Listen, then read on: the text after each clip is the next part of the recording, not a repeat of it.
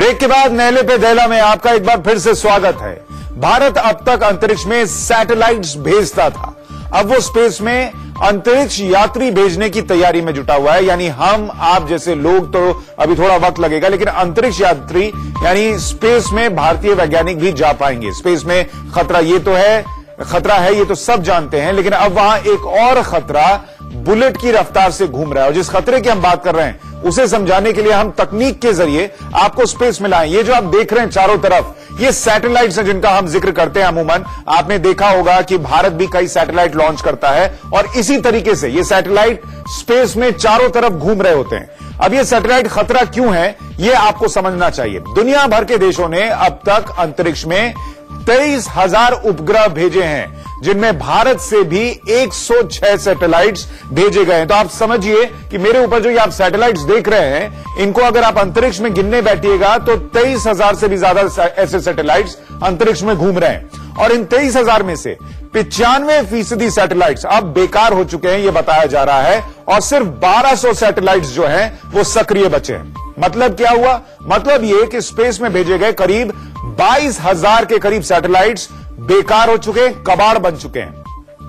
ये कबाड़ सैटेलाइट्स अब अंतरिक्ष में पृथ्वी की कक्षा में चक्कर काट रहे हैं। जैसे आप इन सैटेलाइट्स को देख रहे हैं, इसी तरीके से वो लगातार घूम रहे हैं। और इनमें से कुछ सैटेलाइट्स के परखच्चे उड़ गए हैं और कबाड़ हो चुके सैटेलाइट्स पर कोई कंट्रोल नहीं रह गया। तो मेरे ऊपर अभी आपने देखा जिस तरीके से ये सैटेलाइट जा रहा है, जो कि तहस नहस हो गया, ऐसी ही स्थिति वहां बन रही है।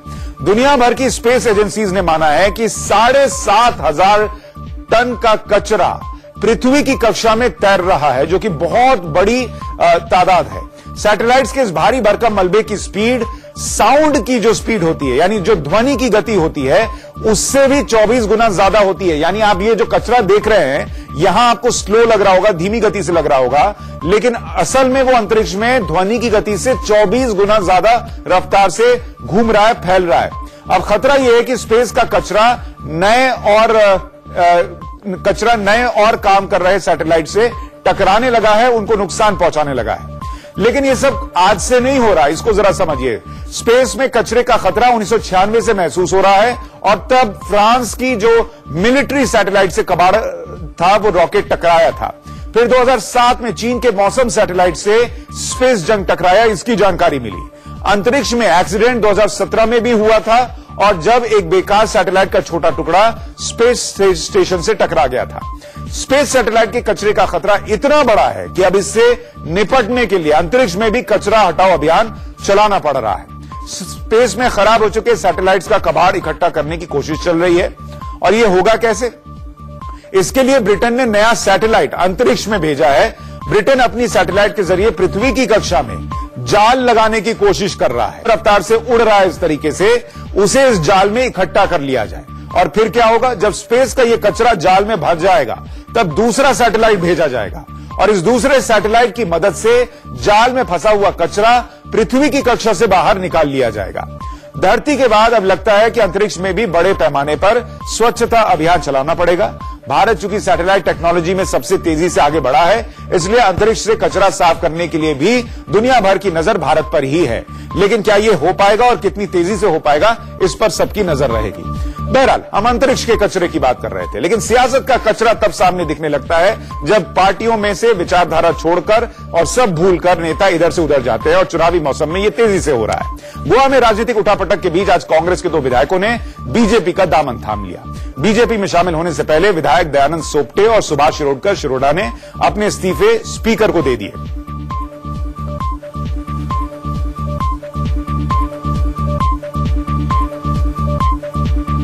दो नेता, कद्दावर नेता जिनका जनता में बहुत बड़ा प्रभाव है, एक दक्षिण गोवा से, एक उत्तर गोवा से, दोनों क्षेत्रों से भारतीय जनता पार्टी में प्रवेश कर रहे हैं।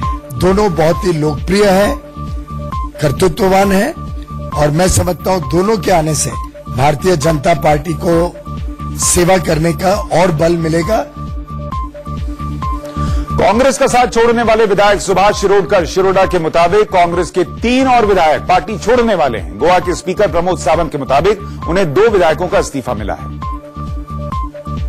12:30 बजे मेरे ऑफिस में 2 MLA and MLA Dayananda Sopte, Congress is from Mandre, and MLA Subhash Shirorkar from Shiroda constituency. Congress के 2 MLA का फैक्स मेरे ऑफिस में आज 12:30 बजे मिला। फिर फैक्स मिलने के बाद मेरा सेक्रेटरी लेजिस्लेटिव असेंबली का सेक्रेटरी सुबेदार, उनके सामने मैंने टेलीफोनिकली उन दोनों से कंफर्मेशन लिया। उन दोनों ने कहा है कि विलिंगली वो रेजिग्नेशन उन्होंने फैक्स भेजा है और कोई प्रेशर उनके ऊपर नहीं है। गोवा विधानसभा में इस वक्त सदस्यों की संख्या 38 हो गई है।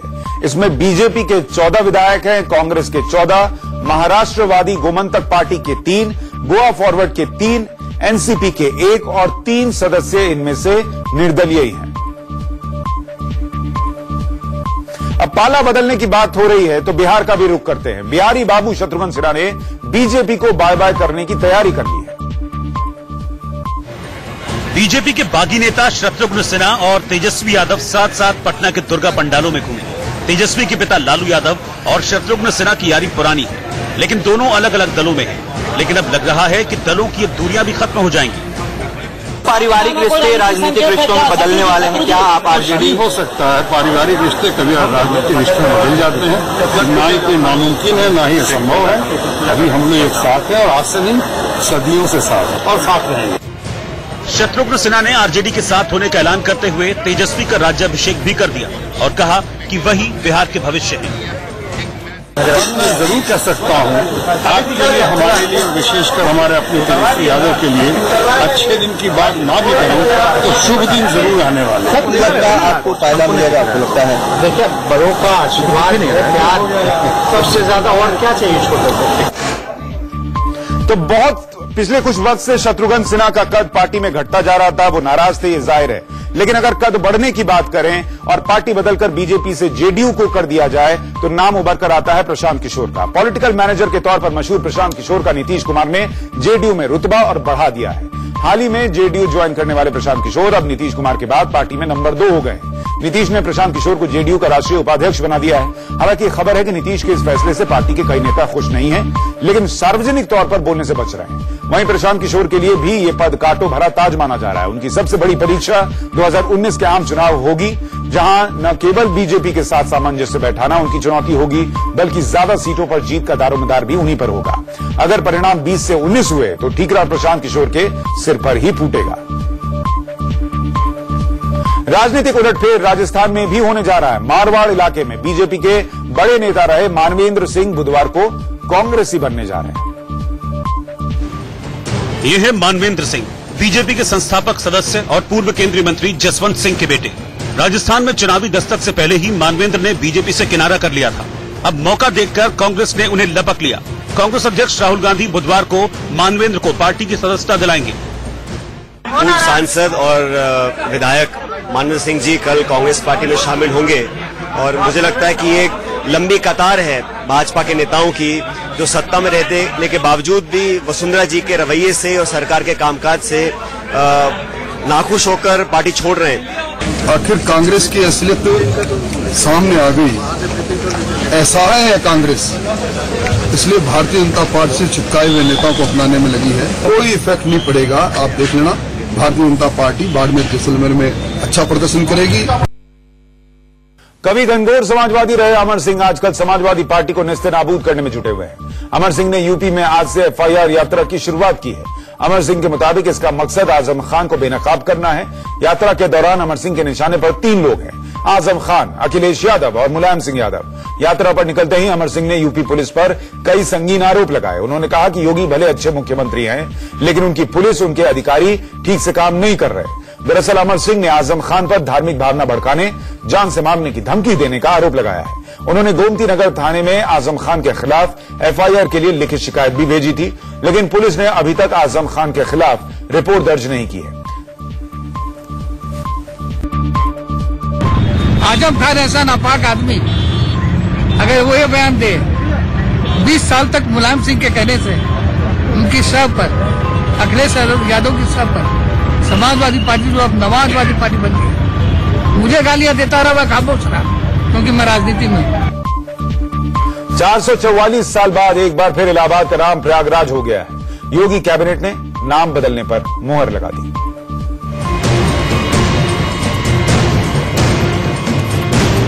संगम नगरी इलाहाबाद को लोग प्रयागराज भी कहते रहे हैं, लेकिन अब आधिकारिक तौर पर इसे प्रयागराज ही कहना होगा।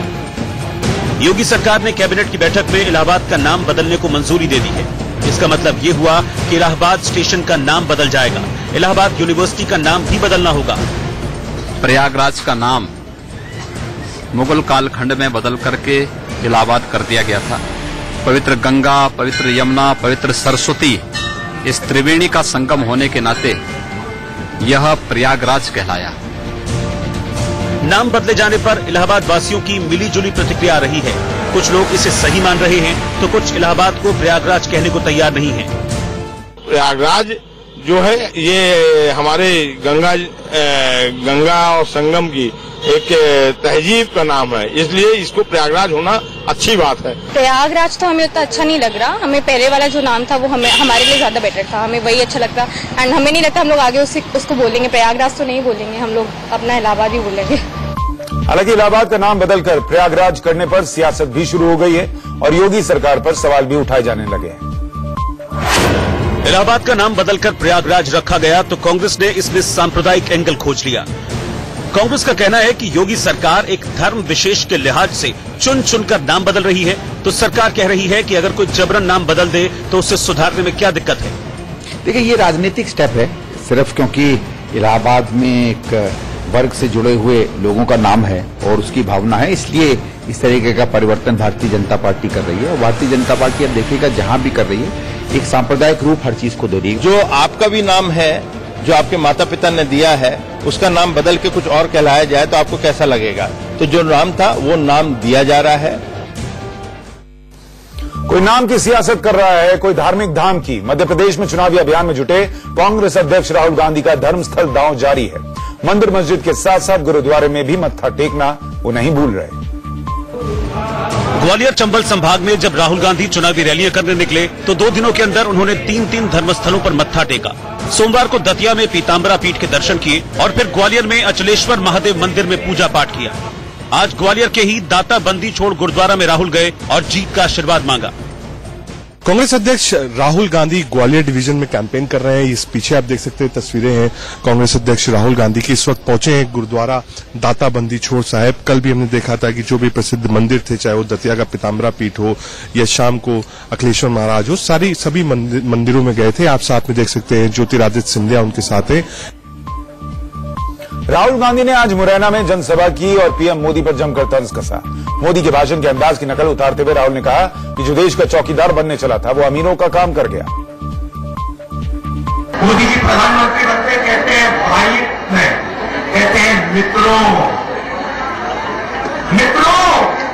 मुझे प्रधानमंत्री मत बनाओ, मुझे चौकीदार बनाओ। वो अनिल भाई, मेहुल भाई, नीरव भाई और 15-20 सबसे अमीर लोगों के चौकीदार बनना चाह रहे थे और उन्होंने उनका काम किया है पिछले 4.5 साल। राजस्थान में चुनाव शुरू होने से ठीक पहले मीणा बनाम गुज्जर की सियासत भी तेज हो गई है। राज्यसभा सांसद किरोड़ी लाल मीणा ने सचिन पायलट से आरक्षण पर कुश्ती के सवाल किए। सचिन पायलट गुज्जर हैं, इसलिए किरोड़ी लाल मीणा का सवाल गुज्जर आरक्षण के नहले पर मीणा समाज का दहले जैसा है।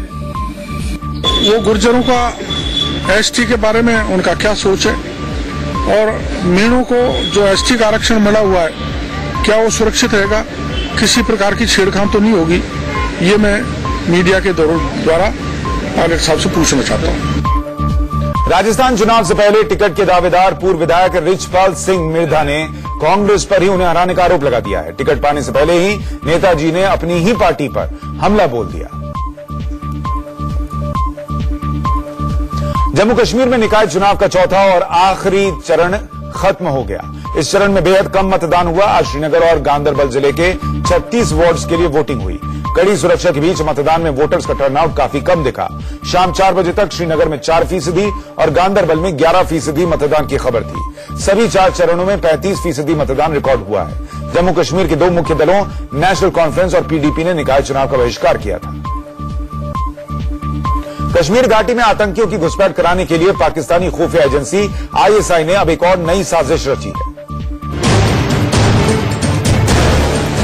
भारतीय सरहद के अंदर आतंकवादियों की घुसपैठ कराने के लिए आईएसआई नई नई साजिश रचती रही है। इसी कड़ी में आईएसआई ने अब आतंकियों के लिए हाई एल्टीट्यूड ड्रेस खरीदी है। ये ड्रेस आतंकियों को घुसपैठ के वक्त बर्फ और ठंड से बचाएगी। ऐसी ड्रेस का इस्तेमाल पाक आर्मी अपने जवानों के लिए करती है, लेकिन अब आतंकियों को भी सप्लाई की जाएगी। इस हाई एल्टीट्यूड ड्रेस की कीमत 1.5 लाख रुपए है। हाई एल्टीट्यूड ड्रेस खरीदने के पीछे मकसद ये है कि सर्दी में भी आतंकियों की घुसपैठ कराई जा सके।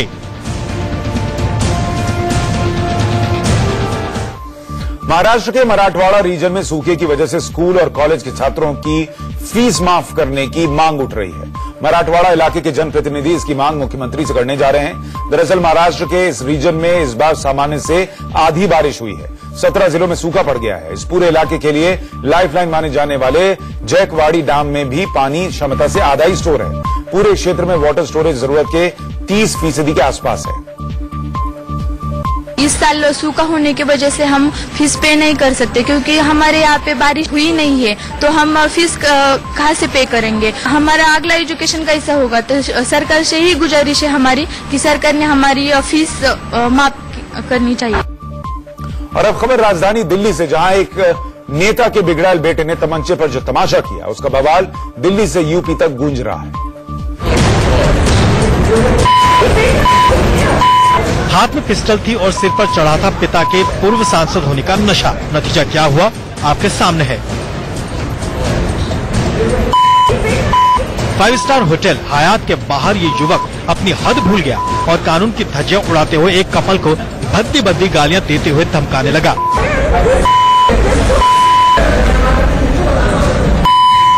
वीडियो में साफ दिख रहा है कि आरोपी युवक कपल पर चिल्ला रहा है। उसके मुंह से लगातार गालियां निकल रही हैं। इस दौरान मौके पर मौजूद लोग उसे शांत कराने की कोशिश भी कर रहे हैं, लेकिन वो बार बार कपल से उलझ रहा है।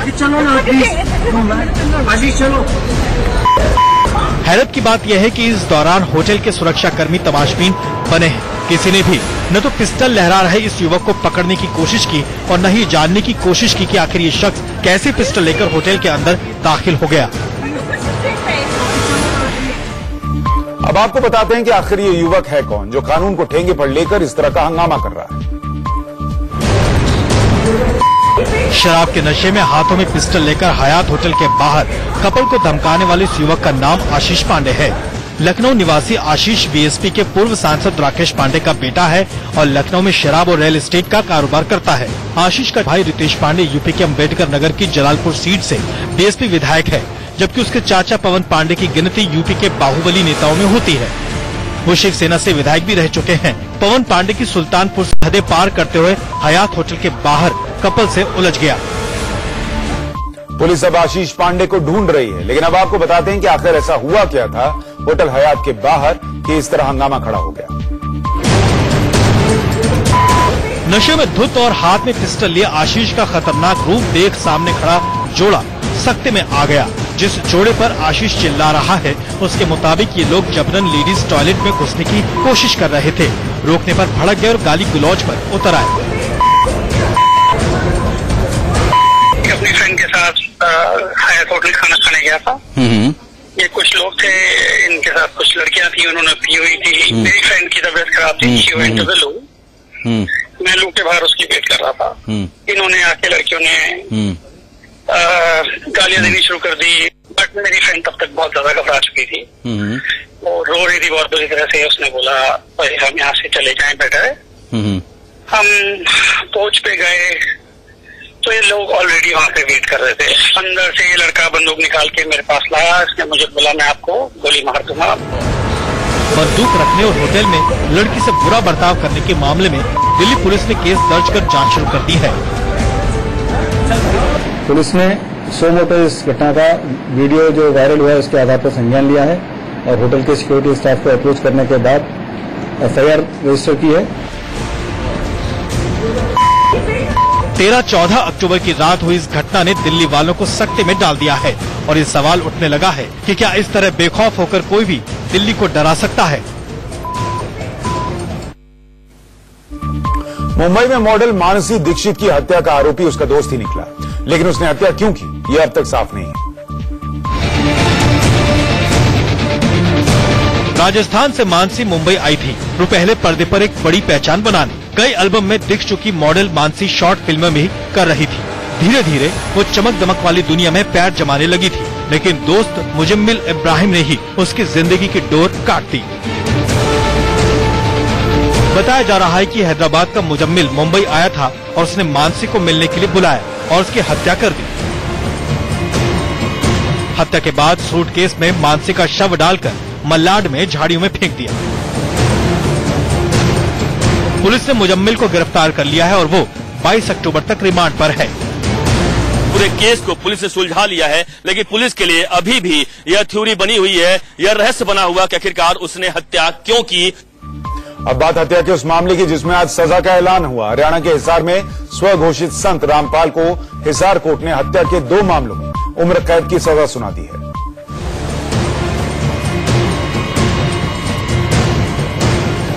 कल तो खुद को भगवान समझने वाले रामपाल के चेहरे का रंग उड़ा हुआ है। शेखी बगाड़ने वाला रामपाल आज भीगी बिल्ली बना हुआ है।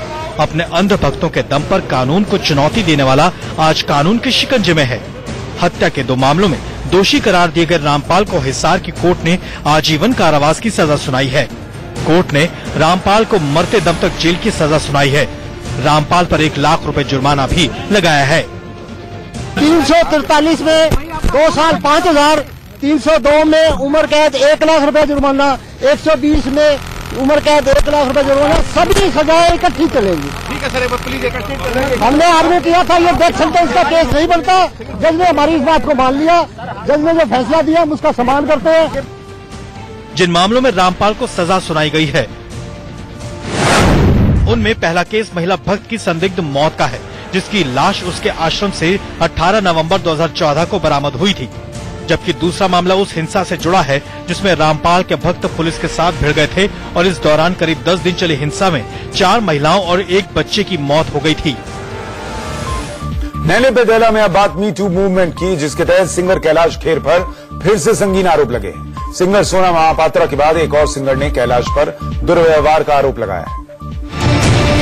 सिंगर वर्षा सिंह धनोआ कैलाश खेर को अपना गुरु मानती है। दुबई से एक कंसर्ट कर लौट रही वर्षा की मुलाकात कैलाश से फ्लाइट में हुई थी। इसके बाद वर्षा जब मुंबई में थी तो कैलाश ने उन्हें फोन कर मिलने को बुलाया और आपत्तिजनक डिमांड की। मैंने कहा कि नहीं बस मुझे मिलना है और बस तुमसे मिलना है, ऐसा ऐसा करके वो कहने लगे। और फिर मैसेजिंग में उन्होंने मुझे लिखा कि मुझे तुमसे प्यार करना है। ये सुन के जो एक गुरु को गुरु मानता है कोई और आप उसी के मुंह से ऐसा सुनो तो आपको कैसा लगता है, वही फील मुझे भी आया। वर्षा ने 11 मिनट लंबे वीडियो में न सिर्फ कैलाश खेर बल्कि सिंगर कंपोजर तोशी सांबरी पर गाने की रिकॉर्डिंग के बहाने बुलाकर दुर्व्यवहार की कोशिश का आरोप लगाया है।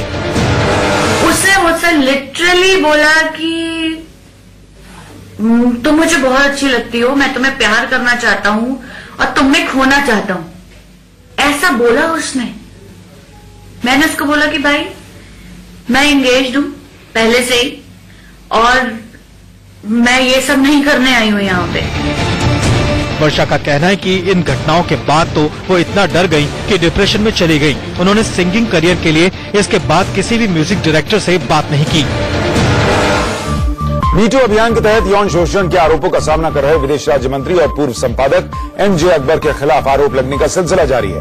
अकबर पर अब एक और महिला पत्रकार ने यौन शोषण के आरोप लगाए हैं। पत्रकार तुषिता पटेल ने आरोप लगाया है कि 1993 में अकबर जब डेक्कन क्रॉनिकल के एडिटर इन चीफ थे और वो हैदराबाद में सीनियर सब एडिटर थी, इसी दौरान अकबर ने अखबार के पन्ने पर चर्चा करने के लिए उन्हें होटल बुलाया और अचानक जोर से पकड़ लिया और चूमने लगे। इसके बाद अगले दिन दफ्तर के कॉन्फ्रेंस रूम में फिर ऐसी ही हरकत दोहराई। अब तक करीब 15 वरिष्ठ महिला पत्रकार एमजे अकबर पर गंभीर आरोप लगा चुकी हैं। हालांकि अकबर ने खुद पर लगे यौन शोषण के तमाम आरोपों को झूठा करार दिया है और आरोप लगाने वाली एक पत्रकार प्रिया रमानी के खिलाफ मानहानि का केस दर्ज कराया है, जिस पर 18 अक्टूबर को सुनवाई होगी। मी टू मूवमेंट ने भारत में जंगल में फैली आग की तरह रफ्तार पकड़ी है। कई नेता, अभिनेता, पत्रकार इस मामले में फंसते दिख रहे हैं। इस बीच यौन उत्पीड़न के आरोपों का सामना कर रहे कांग्रेस के छात्र संगठन एनएसयूआई के राष्ट्रीय अध्यक्ष फिरोज खान ने अपने पद से इस्तीफा दे दिया है। कांग्रेस अध्यक्ष राहुल गांधी ने उनका इस्तीफा मंजूर भी कर लिया है। एनएसयूआई की एक कार्यकर्ता ने फिरोज पर उत्पीड़न का आरोप लगाया था। मामला जून में सामने आया था, जिसके बाद पार्टी की आंतरिक कमेटी ने इस मामले की जांच की थी और आरोप लगने के 4 महीने बाद फिरोज खान ने पद से इस्तीफा दे दिया। मुंबई पुलिस ने रेप के 20 मामलों में वांटेड और सीरियल रेपिस्ट रेहान अब्दुल राशिद कुरैशी की गिरफ्तारी के बाद कई बड़े खुलासे हुए हैं। राशिद ने कई बड़े मामलों में अपनी दरिंदगी की बात कबूल की है, जिसमें नवी मुंबई में 9, पालघर में 3, ठाणे में 3 और मुंबई में 5 मामले शामिल हैं। राशिद कुरैशी नाबालिग लड़कियों को अपना शिकार बनाता था। 8 साल पहले कुर्ला के नेहरू नगर में 9 साल की लड़की से रेप और हत्या का जुर्म भी राशिद ने कबूल कर लिया है। पूरा खुलासा करने के लिए मुंबई पुलिस को करीब 900 संदिग्धों का डीएनए सैंपल मिलान करना पड़ा। कर्नाटक के दावनगेरे जिले में लोन के बदले सेक्स की डिमांड करने वाले बैंक मैनेजर की पिटाई का लाइव वीडियो सामने आया है। यहां एक बैंक के मैनेजर ने एक महिला का लोन अप्रूव करने के बदले उससे शारीरिक संबंध बनाने की डिमांड रख दी। यही नहीं, आरोपी मैनेजर ने महिला से जोर जबरदस्ती की कोशिश की, जिस पर महिला ने मैनेजर का कॉलर पकड़ा और उसे बैंक के अंदर से खींचकर बाहर लाई और उसे पीटना शुरू कर दिया। मैनेजर की पिटाई का यह वीडियो वायरल हो रहा है। महिला की शिकायत पर अब पुलिस ने आरोपी मैनेजर के खिलाफ शिकायत दर्ज करते हुए उसे गिरफ्तार कर लिया है। बागपत के जिला अस्पताल में भर्ती एक छात्रा से अस्पताल में ही गैंगरेप का मामला सामने आया है। पीड़ित लड़की कॉलेज की स्टूडेंट है, जिसके पेट में दर्द के बाद उसे घर वालों ने हॉस्पिटल में भर्ती कराया था, लेकिन रात में अस्पताल के वार्ड बॉय दिलशाद और एक डी फार्मा के रिटेलर ने उसे धोखे से नशे का इंजेक्शन देकर उसका गैंगरेप किया। पीड़ित लड़की की बहन जब उसके पास पहुंची तो उसने शोर मचाया। पूरा मामला सामने आने के बाद से अस्पताल प्रशासन समेत लोकल पुलिस के होश उड़े हुए हैं। लखनऊ में एक लेडी डॉक्टर की खुदकुशी से हड़कंप मच गया है। मनीषा शर्मा नाम की ये doctor king George medical college में जूनियर डॉक्टर थी, जिन्होंने जहर का इंजेक्शन लगाकर सुसाइड कर लिया। डॉक्टर मनीषा शर्मा का केस बेहद उलझा हुआ है।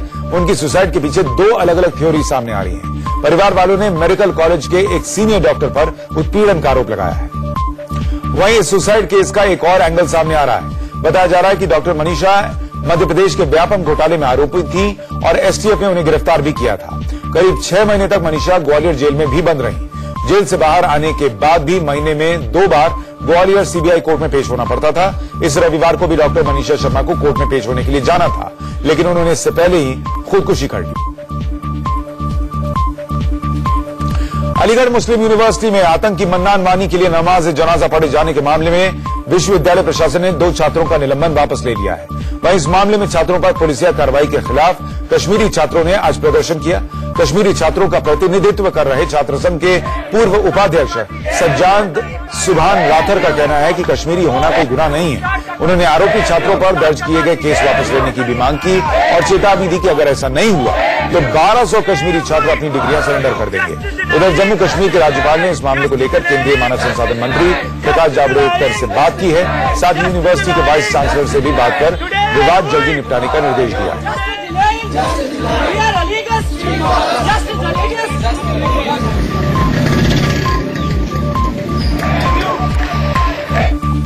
राजस्थान के नोहर में छात्र संगठन विरोध में उतर आए। यहां सरकारी कॉलेज में छात्र संघ कार्यालय उद्घाटन होना है, जिसके लिए कुलगांव विधायक मोहम्मद यूसुफ को चीफ गेस्ट बनाया जाना है, लेकिन एबीवीपी इसका विरोध कर रही है। संगठन से जुड़े छात्रों ने उपखंड कार्यालय में विरोध प्रदर्शन किया।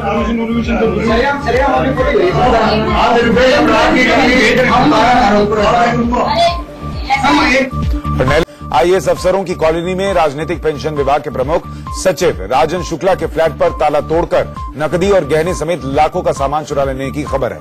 कड़ी सुरक्षा के बावजूद वारदात हुई और इससे हड़कंप मचा हुआ है। गाजियाबाद के लोरी से हैरान कर देने वाली तस्वीर सामने आई है। यहां लोगों ने 2 चोरों को पकड़ लिया और उनकी पिटाई कर दी।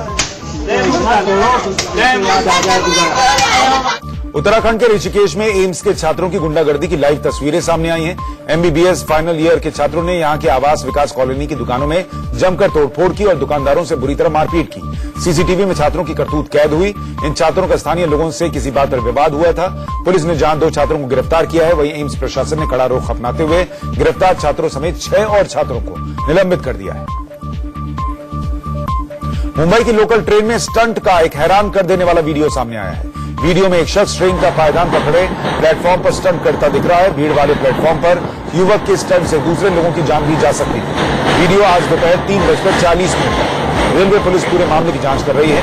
मुंबई लोकल में स्टंट से हर साल दर्जनों लोगों की जान जाती है। आरपीएफ और जीआरपी ने इसे रोकने के लिए ज्वाइंट ऑपरेशन चला रखा है। दिल्ली की हवा को सांस लेने लायक बनाने के लिए आज फिर 2 बड़े एक्शन हुए। पहला यह कि एनजीटी ने प्रदूषण कम करने के लिए दिए गए ऑर्डर को पूरा नहीं करने पर दिल्ली सरकार पर 50 करोड़ का जुर्माना ठोका।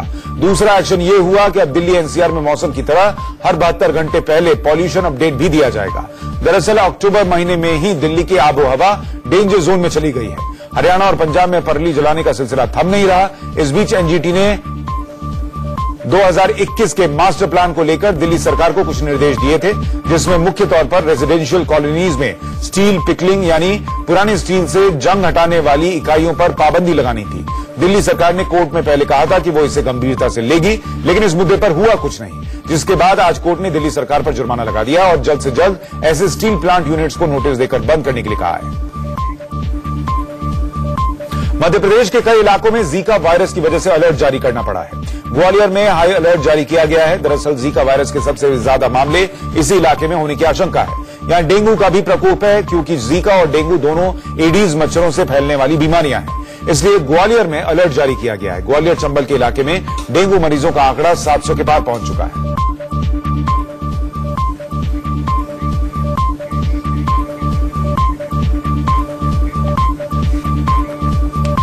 डीजल और पेट्रोल की कीमत की अब बात करते हैं, जिसको लेकर सरकार के लिए यह चिंता का विषय बन गया है। सरकार ने एक्साइज ड्यूटी और पेट्रोलियम कंपनीज का मार्जिन कम करके जो ₹2.5 की राहत दी थी, वो 10 दिन में ही खत्म हो गई है। दिल्ली में डीजल के दाम एक बार फिर 4 अक्टूबर के बराबर पहुंच गए हैं। यही हाल मुंबई का भी है, जहां पेट्रोल डीजल पर ₹5 की कमी की गई थी। कोलकाता में 4 अक्टूबर से भी महंगा हो चुका है पेट्रोल और डीजल, और चेन्नई में भी डीजल ऑल टाइम महंगा है। आज राहत की थोड़ी खबर शेयर बाजार से आई। बॉम्बे स्टॉक एक्सचेंज का सेंसेक्स 297 अंक सुधरा। सेंसेक्स आज 35,162 से कुछ ज्यादा ऊपर जाकर बंद हुआ। निफ्टी भी 72 अंक ऊपर चढ़ा है। डॉलर के मुकाबले रुपए की सेहत भी आज थोड़ी सुधरी है। $1 आज ₹73.40 का था। शेयर मार्केट और रुपए में गिरावट के चलते कुछ दिनों से सोने के भाव बढ़ रहे थे, आज उसमें भी कमी आई। 24 कैरेट गोल्ड का दाम आज प्रति 10 ग्राम ₹70 कम हुआ है। वहीं दिल्ली में बीएसएफ की जाबाज टीम ने बाइक राइडिंग में जोरदार करतब दिखाए। खासकर महिला बटालियंस की साइड राइडिंग टीम ने इस मौके पर बाइक पर कई जोखिम भरे स्टंट को अंजाम दिया। बीएसएफ की टीम पिछले कुछ महीनों से साइड राइडिंग के लिए जोरदार अभ्यास कर रही है। टीम का कहना है कि विश्व स्तर पर बाइक साइड राइडिंग को लेकर कोई रिकॉर्ड नहीं है, लिहाजा पहले इस स्टंट को पहचान दिलाकर रिकॉर्ड बनाने की कोशिश हो रही है। 26/11 मुंबई, अक्षरधाम, पठानकोट जैसे हमलों में दुश्मनों के खदेड़ने वाले एनएसजी ने आज 34वां स्थापना दिवस मनाया। गुड़गांव में एनएसजी कमांडोज ने अपने हुनर और हौसले की नुमाइश की।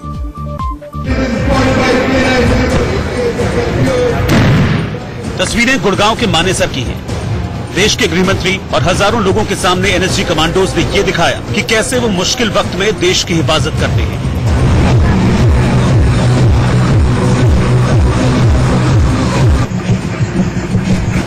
अब 3 तस्वीरें एक साथ देखिए। जमीन, बिल्डिंग, आसमान, हर तरफ एनएसजी कमांडोज ने कैसे अपना दम दिखाया। कमांडोज के साथ ट्रेनिंग के लिए डॉग स्क्वाड की स्पेशल टुकड़ी भी मैदान में मौजूद थी। 34 वर्षों से कम समय में ही हमारी इस नेशनल सिक्योरिटी गार्ड ने देश की नेशनल सिक्योरिटी ग्रिड का एक महत्वपूर्ण कंपोनेंट अपने को बनाने में कामयाबी हासिल की है। इसके लिए भी मैं आप सबको अपनी तरफ से बधाई देता हूं। गृहमंत्री ने कहा कि पिछले 10 सालों में देश में आतंकी हमलों में कमी आई है, और इसकी बड़ी वजह यह भी है कि हमारे पास एनएसजी जैसे फोर्स की ट्रेन टुकड़ियां हैं। कर्नाटक के कलबुर्गी में रोबोटिक एनिमल एग्जीबिशन लगाया गया है। प्रदर्शनी में डायनासोर, शेर, जिराफ, एनाकोंडा जैसे जानवरों का रोबोटिक वर्जन रखा गया है। प्रदर्शनी का मकसद वन्य जीवों के प्रति लोगों में जानकारी बढ़ाना और उस पर होने वाले हमलों को रोकना है। इस प्रदर्शनी में कर्नाटक के अलावा कई दूसरे राज्यों के स्कूल से भी बच्चे वहां पर ये सब देखने पहुंचे। लाल किले में चलने वाली मशहूर लवकुश रामलीला में सितारे शिरकत कर रहे हैं। लवकुश रामलीला में बॉलीवुड सितारे अर्जुन कपूर और परिणीति चोपड़ा पहुंचे। दोनों अपनी फिल्म नमस्ते इंग्लैंड का प्रमोशन करने आए थे। सितारों की एक झलक पाने के लिए होड़ मच गई। उधर कोलकाता के दुर्गा पूजा पंडालों में दिलचस्प नजारे देखने को मिल रहे हैं। एक पंडाल को दुर्गा के किचन का डिजाइन बनाया गया है। 4000 किलो हल्दी से यह पंडाल तैयार किया गया है। लोगों का मानना है कि देवी यहां आकर गरीबों के लिए खाना बनाएंगी। देश के हर कोने में दुर्गा पूजा के रंग फैले हैं। आज महासप्तमी है, इसलिए दुर्गा पूजा पंडालों में 3 दिन चलने वाली महापूजा भी शुरू हो गई है। कोलकाता के एक दुर्गा पंडाल में बुलेट ट्रेन की तरह चलने वाली टॉय ट्रेन आकर्षण का केंद्र बनी हुई है। ये 3 डिब्बों की बुलेट ट्रेन है। मुंबई में बंगाली समाज पूरी भव्यता के साथ मां दुर्गा की आराधना कर रहा है। यह समारोह नवमी तक चलता रहेगा। वहीं काशी में सप्तमी के मौके पर मां के पंडाल सज गए हैं।